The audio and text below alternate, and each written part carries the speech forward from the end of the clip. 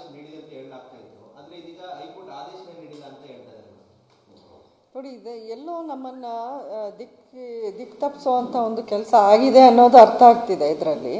ನಾನು ಮೊದಲಿಂದನೂ ಇದಕ್ಕೆ ವಿರೋಧವನ್ನೇ ನಾನು ವ್ಯಕ್ತಪಡಿಸಿದ್ದೀನಿ. ಈಗಲೂ ನಂದು ಅದೇ ಸ್ಟ್ಯಾಂಡು. ಯಾವುದೇ ನಾನು ನಿನ್ನೆ DC ಅವ್ರಿಗೂ ಮತ್ತೆ ನಾನು ಮಾತಾಡಿ ನಾನು ಕೇಳಿದ್ದೆ, ಇಲ್ಲ ಅದು ಈಗೇನು ಮಾಡ್ತಾ ಇಲ್ಲ ನಾವು, ಅವ್ರು ಬರೀ ಒಂದು ಸರ್ವೆಗೆ ಬಂದಿರೋದಷ್ಟೇ, ಇನ್ನು ಅವರು ಯಾವುದೇ ಥರದ ಎಕ್ಸ್ಪ್ಲೋಸಿವ್ಸ್ನು ಅವರು ಪ್ರೊಕ್ಯೂರ್ ಮಾಡಿಲ್ಲ ಅಥವಾ ಏನು ಡೇಟೂ ಫಿಕ್ಸ್ ಆಗಿಲ್ಲ. ಒಂದು ಸರ್ವೆ ಟೀಮ್ ಅಂತ ಬಂದಿದೆ, ಯಾವ ರೀತಿ ಏನು ಅಂತ ನೋಡಿಕೊಂಡು ಹೋಗೋಕ್ಕೆ. ಖಂಡಿತ ಇವಾಗೇನು ಬ್ಲಾಸ್ಟ್ ಮಾಡ್ತಾ ಇಲ್ಲ ಅಂತ ಹೇಳಿದ್ರು. ಬಟ್ ಆಗಲೂ ನಾನು ಇವತ್ತು ಮತ್ತೊಂದು ಮೀಟಿಂಗ್ ಕರೆದಿದ್ದೀನಿ DC ಅವ್ರ ಜೊತೆಯಲ್ಲಿ, ಮೈನಿಂಗ್ ವಿಚಾರವಾಗಿ, ಇದು ಬ್ಲಾಸ್ಟಿಂಗ್ ವಿಚಾರವಾಗಿ. ಅಲ್ಲ ಮೇಡಮ್, ಅದು ಟ್ರಯಲ್ ಬ್ಲಾಸ್ಟ್ ಮಾಡೋವಂಥದ್ದು ಬಿಡುವಂಥದ್ದು secondary. First of all court ಆರ್ಡರೇ ಆಗಿಲ್ಲ ಅನ್ನೋಂಥದ್ದು ಇಲ್ಲಿ ಚರ್ಚೆಗೆ ಬರ್ತಾ ಇರುವಂಥದ್ದು. ಟ್ರಯಲ್ ಬ್ಲಾಸ್ಟ್ ಮಾಡುವಂಥದ್ದು ಬಿಡೋದು ಸೆಕೆಂಡರಿ.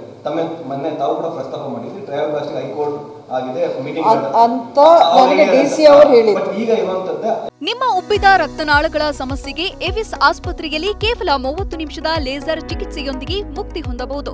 ಹೆಚ್ಚಿನ ವಿವರಗಳಿಗಾಗಿ ಸಂಪರ್ಕಿಸಿ 8088837300. ಹೈಕೋರ್ಟ್ ಅದೇ ಆದೇಶ ಆಗಿಲ್ಲ ಅನ್ನೋಂಥದ್ದು ವಿಚಾರ ಇದ್ದಂಥ ಸಂದರ್ಭದಲ್ಲಿ ಕರ್ಸುವಂಥದ್ದಾಗಲಿ ಅಲ್ಲಿ ಸ್ಪಾಟ್ ಮಾಡಿಸುವಂಥದ್ದಾಗಲಿ ಯಾಕೆ ಅನ್ನೋದು ಕರೆಕ್ಟು. ಇದನ್ನು ಕೇಳೋಕ್ಕೇ ಮತ್ತು ಇವತ್ತು ಟ್ರಯಲ್ ಬ್ಲಾಸ್ಟ್ಗೆ ಒಂದು ಮೀಟಿಂಗು, ಅದರ ವಿಚಾರವಾಗಿಯೇ ಒಂದು ಮೀಟಿಂಗ್ ಇಟ್ಕೊಂಡು DC ಅವ್ರಿಗೆ ನಾನು ಇದನ್ನೆಲ್ಲ ಕೇಳ್ತೀನಿ ಇವತ್ತು. ಮತ್ತು ನಾಳೆ ಡಿಸ್ಟ್ರಿಕ್ಟ್ ಮಂತ್ರಿನೂ ಅವರು ಈ ಒಂದು ಮೀಟಿಂಗ್ ಕರೆದಿದ್ದಾರೆ ಅಂತ ನನಗೆ ಮಾಹಿತಿ ಬಂದಿದೆ. ಅದು ಕನ್ಫರ್ಮ್ ಆಯಿತೋ ಇಲ್ವೋ ಗೊತ್ತಿಲ್ಲ. ಈ 2 ಮೀಟಿಂಗಲ್ಲೂ ಇದರ ವಿಷಯವೇ ನಾವು ಮಾತಾಡೋದು.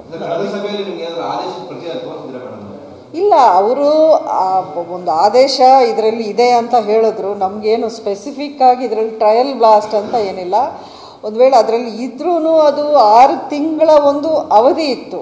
ಇಷ್ಟು ತರಾತುರಿಲಿ ಮಾಡುವಂಥ ಒಂದು ವಿಷಯ ಅಲ್ವೇ ಅಲ್ಲ, ಅದರ ಅಗತ್ಯವೂ ಇರಲಿಲ್ಲ.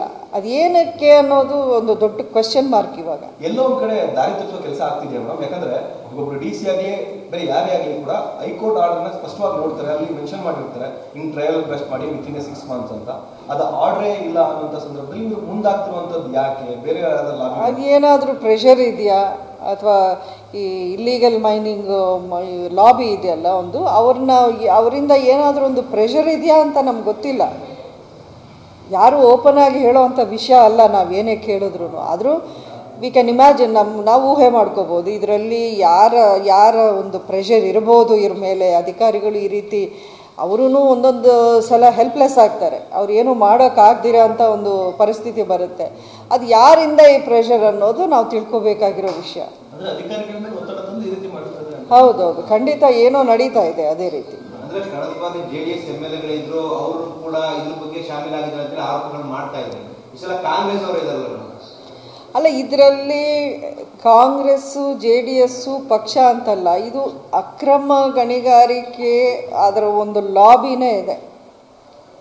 ಅದರಲ್ಲಿ ಪಕ್ಷದವರೂ ಇರ್ಬೋದು, ಬೇರೆಯವರೂ ಇರ್ಬೋದು, ಎಲ್ಲರೂ ಒಟ್ಟಿಗೇನೂ ಮಾಡಿಸ್ತಿರ್ಬೋದು.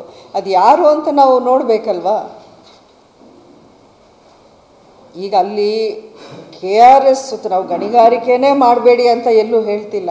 ಬಟ್ KRS ಡ್ಯಾಮು ಅದರ ಒಂದು ಸುರಕ್ಷತೆ, ಅದರಲ್ಲಿ ಕಾಂಪ್ರಮೈಸ್ ಮಾಡೋ ಒಂದು ಪ್ರಶ್ನೆಯೇ ಇಲ್ಲ.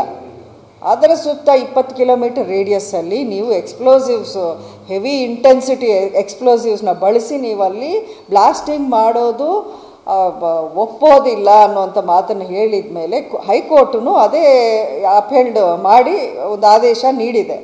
ಅದರಂತೆ ಅವ್ರು ನಡ್ಕೊಳ್ಳಿ, ಉಳಿದಿದ್ದು ಅವ್ರು ಎಲ್ಲಿ ಬೇಕಾದರೂ ಅವ್ರು ಗಣಿಗಾರಿಕೆ ಮಾಡಿಕೊಳ್ಳಿ, ಅದರಲ್ಲಿ ನಮಗೇನೂ ಆಕ್ಷೇಪ ಇಲ್ಲ.